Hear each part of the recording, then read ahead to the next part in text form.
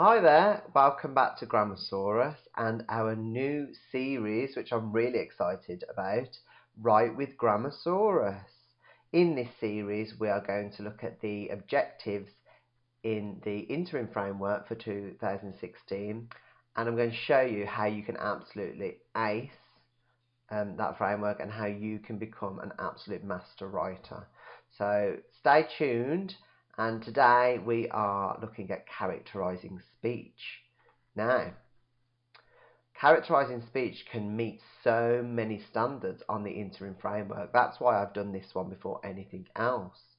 So you can see here on the left, this is what we're going to be judged against. And here on the right is my version. I prefer my version because I just think it's nicer. It's got examples on it and everything. So if you'd like a version of the interim framework, which has examples and is a bit easier to read, then head over to my TES page and download that. The link will be in the description below.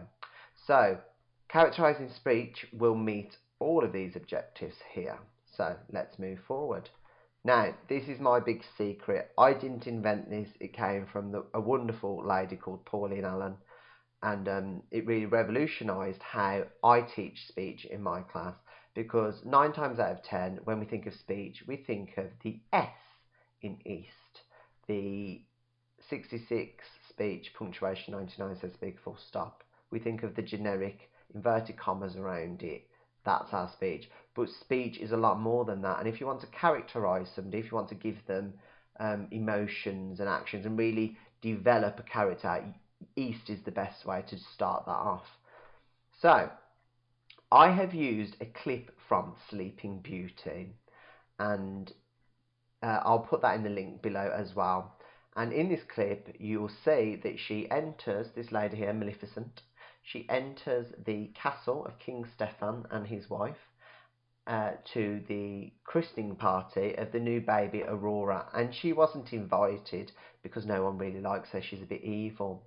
And she comes to bestow a gift upon the child. That means she's coming to give a gift to the child. So here we can see in our speech bubble that Maleficent says, I too shall bestow a gift upon the child. Now, what type of character is she?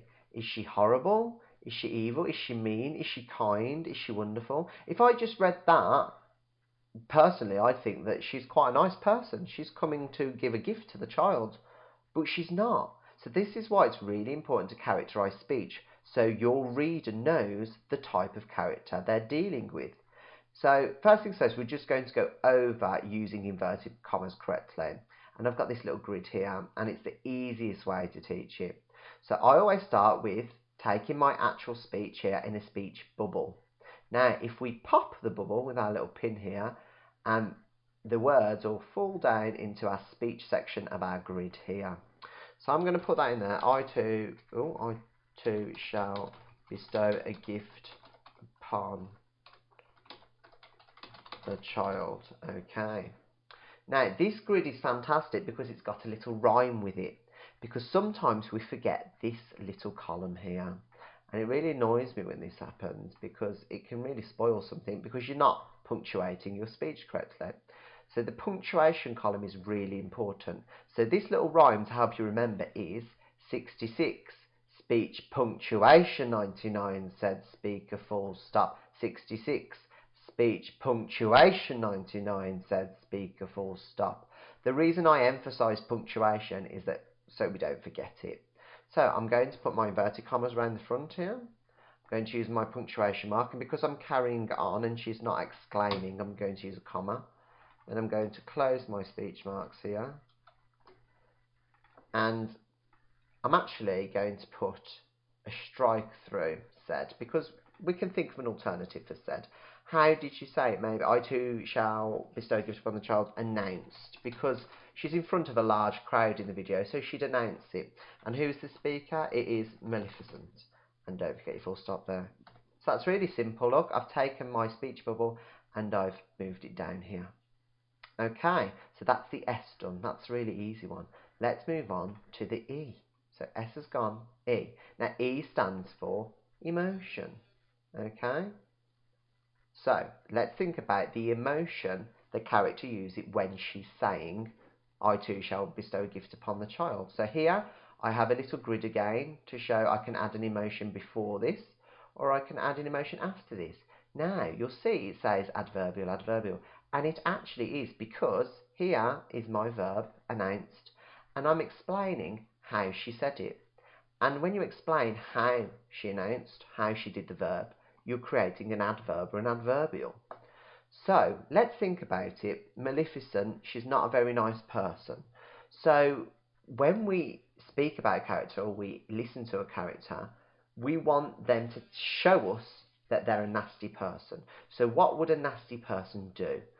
Now, there are 3 ways we can show what they're like. It could be their tone of voice. Now, she's not going to have, with an ecstatic tone, she's not going to be excited and nice, is she? She might have with an evil tone or with a sly tone in her voice. That'd be a nice one.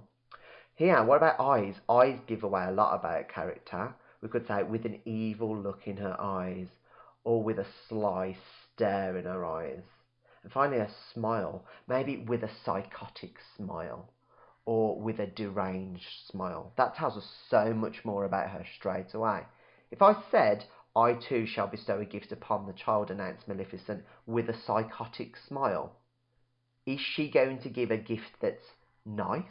Or is she going to give a gift that's actually something bad? We instantly know it's something bad because we've characterised the character using an adverbial of emotion here. So, I am going to use, what shall we use? I'm going to use a look, with an evil look in her eye. I'm going to put it at the end here. With an evil look in her eye. Now, I'm going to take this full stop out because we've carried it on. I could, if I wanted to, put it at the front and make a fronted adverbial. With an evil look in her eye, comma, for fronted adverbial, I too shall bestow a gift upon the child, announced Maleficent. Now, if you put it here, the only problem is this would need to be rearranged. And we'd have to say, with an evil look in her eye, Maleficent announced, I too shall bestow a gift upon the child. So you can put it at the front or at the end, and either way it works really well. Well done. Now let's move on to our action. So here we are on the action page. So we've covered emotions to characterise our character. We've used speech punctuation correctly, and now we want to add an action to it. So far, our sentence is, I too shall bestow a gift upon the child, announced Maleficent. And I changed it slightly on this one. I put with an evil glint in her eye. I thought that sounded a bit more sinister. Oh, a nice word there, sinister.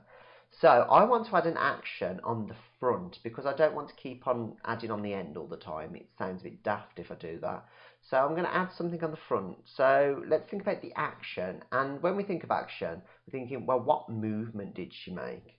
Because more often than not, how you move your body, your hands, your shoulders, your head, how you actually walk tells us a lot about a character. So if she was pointing her finger accusingly, then that makes her sound quite, I don't know, argumentative, or that she's got a real accusing nature. If she's shrugging her shoulders, it might show that she doesn't care. So I wouldn't say this is an ideal one here, but a shrug of the shoulders really gives a lot of information. If you're shaking your head, it means you disagree with something. If you're nodding, you agree. And here, it could be simple as how she moved. Maybe she stepped forward, or maybe she gripped her staff with a tight clench of the fist, something like that, to show how angry she is. This is all about showing what a character's like. So I'm going to add something on here. Now, in the film, the clip linked below, she says this line with an evil glint in her eye, and she does step forward. So I'm going to put, as she stepped toward the cradle, because the baby's in the cradle, comma, I too shall bestow a gift upon the child. Now that doesn't make sense again because I've added a fronted adverbial. So I'm going to switch my character name and verb like that. So as she stepped towards the cradle, Maleficent announced, Maleficent announced, I too shall bestow a gift upon the child, with an evil glint in her eye. Wow, she's starting to really sound sinister now. Not only does she have an evil glint in her eye, she's stepping towards the cradle. So you can imagine anybody watching this is like, oh my life, what is she going to do? Is she going to hurt the baby? Is she going to cast an evil spell? We don't know. And it's starting to put the reader on the edge of their seat and question, oh dear, what is this evil witch going to do? So, emotions, we've added on. Action, we've added on. We've got our speech. The last one, T, stands for thoughts. Now, we don't always include thoughts because they're not always appropriate to include, but it can give more away about your character. When I say thoughts, I don't mean the thoughts of the character themselves. I think about the audience. So what reaction did the audience have? Now, there might not always be an audience. The audience might just be a single person in the room with them. But if you show how the audience reacts to them, a bit like in the film, you'll see the crowd jump back in fear and the guards point their spears at her. Clearly they're defensive, so she must be an evil person. All of that is showing you what she's like. And in writing, you have to create that image. And so let's show what the audience did when she arrived. So here they are. And I've put some examples here. Maybe the terrified onlookers gasped in fear. Maybe no one knew what she would do next. So that shows she's really unpredictable. This shows that they're scared of her. So maybe she's well known. This one here, the onlookers, oh, there's no apostrophe there. I'm ashamed of myself. I put it after the S because we're talking about all the onlookers. The onlookers' bones rattled with fear. Oh, so all they're that terrified, their bones are rattling inside them. And tears roll down the faces of the distraught crowd. They're so upset by what might happen that they're crying. So, let's put this back into perspective. We've got a woman that wants to give a baby a gift at the beginning. That sounds like a nice thing, but she's doing it with an evil glint in her eye. She's stepping towards the cradle and everyone around her is crying and gasping in fear. So what sort of character is she? We know she's evil. We don't have to say the evil wicked witch was nasty. That's too obvious. You're telling me. What I'm creating here is you showing me what she's like. So let's see the whole journey from start to end. We have our main character here, Maleficent, and she says, I too shall bestow a gift upon the child. I'm going to make sure I have put in my correct speech punctuation. 66, I too shall bestow a gift upon the child. Punctuation 99, said speaker. Done. Easy. Let's move on. Add an emotion in green. I too shall bestow a gift upon the child, announced Maleficent, with an evil glare in her eye. Oh, suddenly it's getting better. Let's add an action. As she stepped forward to the cradle, Maleficent announced, I too shall bestow a gift upon the child, with an evil glare in her eye. Oh, it's getting even better. And finally, as she stepped forward to the cradle, Maleficent announced, I too shall bestow a gift upon the child, with an evil glare in her eye. The terrified onlookers gasped in fear, for no one knew what would happen next. Wow, what a wow sentence that became. It went from something pretty mediocre to something absolutely wow. We've used so many adverbials. We've used an adverbial at the front here. We've demarcated it with a comma correctly. We've varied our verb here. We've used speech punctuation correctly. We've used an adverbial of manner to say how she did it. And we've got all of this to move the action on. We've characterised our character. We've moved the action on. We know what's happening next. It's not a, hello, said Mom. All right, said Dad. Where do you want to go for dinner, said Mom.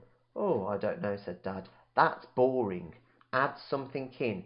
Tell me more about your character. Okay, well, I hope that helped. Don't forget East. It's a wonderful tool and it will really help you. And I mean, look, just doing that in your work is going to meet all 4 of these. I mean, how easy is that? Now, I have got some worksheets based on East. I've written some passages using Sleeping Beauty as a stimulus. I'll link those in the description below. there's like an activity where you have to identify where the emotion is, the action, the speech, and the thought, and then there's a nice activity afterwards where you actually create your own and analyze why you've used that. And it really shows the difference in your writing. So I hope that's helped, and I hope you've enjoyed another episode with Grammarsaurus. Please stay tuned for another one soon. Have a look at my other videos. Well done to all of you that passed your SPAG tests with flying colours. I know I'm sounding a bit like you've definitely passed it, but I know you have, because if you have watched Grammarsaurus, you will have passed that, because you will be superstars, so don't worry. So please check out other videos on my channel. Please subscribe, like, follow me on Facebook, Twitter, all of that jazz. Hope you have a nice weekend and see you soon. Bye.